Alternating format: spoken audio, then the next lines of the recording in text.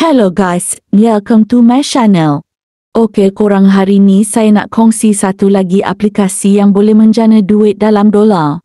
Nama aplikasi ni Google Spot. Okey, korang nanti bolehlah lengkapkan dahulu profil korang. Saya tak dapat nak tunjuk sebab sebetulnya saya dah ada buat record screen. Tapi saya lupa nak save, jadi saya terpaksa buat semula macam yang korang nampak sekarang ni. Saya dah main aplikasi ni tadi selama 4 jam dan saya menjana sebanyak 8 sen US dollar. Okey guys, kita akan tengok bahagian referral link. Kat sini korang boleh jana 0.0001 sen dolar untuk setiap satu orang yang klik link dan 10 sen US dollar untuk setiap satu orang yang download aplikasi ni melalui link korang. Baiklah, kita berpindah pula ke bahagian offer di dalam aplikasi ini. Macam biasa, dia akan ada offer untuk jawab survey, tapi agak susah sikit. Dan jumlah koin yang korang akan dapat bergantung dengan hasil survei korang. Namun saya sarankan, korang fokus sahaja di bahagian utama aplikasi ini untuk kumpul koin yang cukup mudah. Hanya dengan menjalankan aplikasi ini, dan koin akan terkumpul, bergantung seberapa lama anda mengaktifkan aplikasi ini. Sekarang kita tengok pula bahagian pengeluaran. Seperti biasa juga kat sini ada banyak pilihan e-wallet, tapi kita kat Malaysia ni lebih mudah menggunakan TNG dan korang boleh tengok kat situ minimum anda perlu ada 35 sen US dollar barulah anda layak membuat pengeluaran melalui aplikasi TNG. Baiklah korang, saya akan tunjuk cara utama bermain aplikasi ni. Memang sangat mudah sahaja.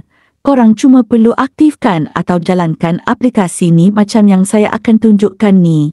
Saya akan bermain aplikasi ini selama 3 jam dan saya akan tunjuk berapa hasil yang saya dapatkan selama 3 jam saya bermain aplikasi ini.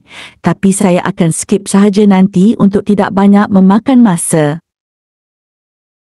Kita dah mula dan tunggu sekejap, saya akan skip sehingga ke 3 jam berikutnya.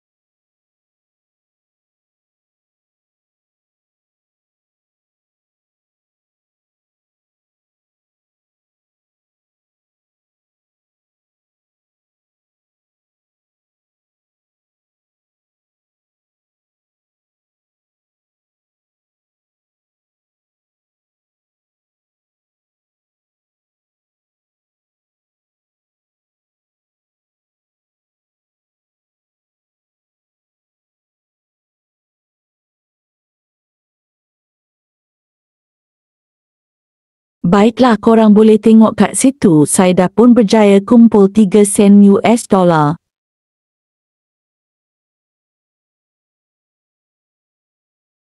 Okey korang, nanti kalau saya dah boleh buat pengeluaran, saya akan tunjuk bukti pembayaran dari aplikasi ini. Sekian dan terima kasih guys. Jangan lupa subscribe sebagai tanda support korang agar saya lebih semangat nak kongsi banyak lagi aplikasi penjana duit dalam dolar. Jumpa di next video.